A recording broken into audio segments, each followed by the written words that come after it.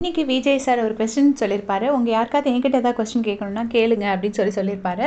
அப்போ எல்லாரும் அவர் பயாஸ்ட் இல்லை அப்படிங்கிற மாதிரி ப்ரூவ் பண்ணவே ட்ரை பண்ண மாதிரி இருந்துச்சு. அப்போ கமருதன் எந்திரிச்சு ஒரு கொஸ்டின் கேட்டிருப்பாரு.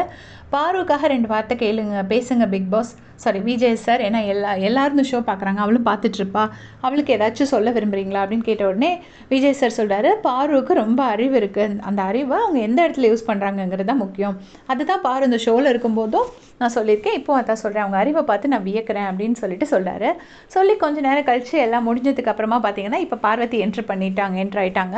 அவங்க வந்த உடனே என்னென்னா கேட்குறாரு விஜய் சார், எப்படி இருக்கீங்கன்னு. நல்லா இருக்கேன் சார், நிறைய இமோஷன்ஸ் இருந்தது, சோகம், சந்தோஷம், துக்கம், அழுகன்னு எல்லாமே இருந்துச்சு, ஒரு ரோலர் கோஸ்டர் ஆஃப் இமோஷன்ஸாக தான் இருந்துச்சு.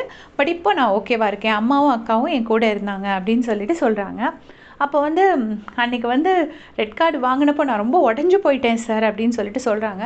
சொல்லி ஆரம்பிக்கும் போது சாண்ட்ரா இங்கே இருந்துட்டு நான் அங்கே வரேன் அப்படின்னு சொல்கிறாங்க. பட் ஆக்சுவலாக ஒரு ஹோஸ்ட் கூப்பிடாம அந்த இடத்துலேருந்து வரலாமா, அது கரெக்டான்னு எனக்கு தெரியல. அவங்க விஜய் சார் கூப்பிட்றதுக்கு முன்னாடி சாண்ட்ராவே வாலண்டியராக அங்கே வராங்க. என்ன சொல்கிறாங்கன்னா, ஒரு வாரம் முன்னாடி கனி வேண்டும் சாண்ட்ரா வேண்டாம் அந்த இதில் எல்லாரும் கனி வேணும்னாங்க, பார்வதி மட்டும்தான் சாண்ட்ரா வேணும்னு சொல்லியிருப்பாங்க.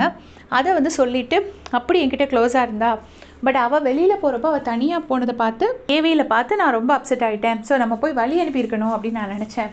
அந்த ஹக்கை இப்போ கொடுக்க ஆசைப்படுறேன் அப்படின்னு சொல்லிட்டு பார்வதியை போயிட்டு ஹக் பண்ணுறாங்க. அவங்களும் பார்வதியும் அந்த திருப்பி ஹக் பண்ணுறாங்க. ஹக் பண்ணிட்டு பார்வதி என்ன சொல்கிறாங்கன்னா, சார் அந்த நான் ஒரு 2 நிமிஷம், நம்ம இவ்வளோ நாள் இருந்த வீடு, நான் இங்கே நிறைய கோவப்பட்டிருக்கேன், நிறைய சண்டை போட்டிருக்கேன் அப்படின்னோடனே நாங்கள் அதெல்லாம் பார்த்துருக்கோம் அப்படின்னு விஜய் சார் சிரிக்கிறாரு.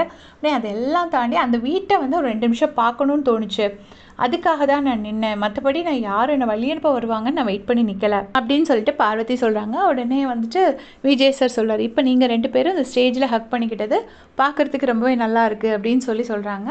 ஸோ இதை பற்றி உங்களுடைய கமெண்ட் சொல்லுங்கள். தேங்க்ஸ் ஃபார் வாட்சிங்.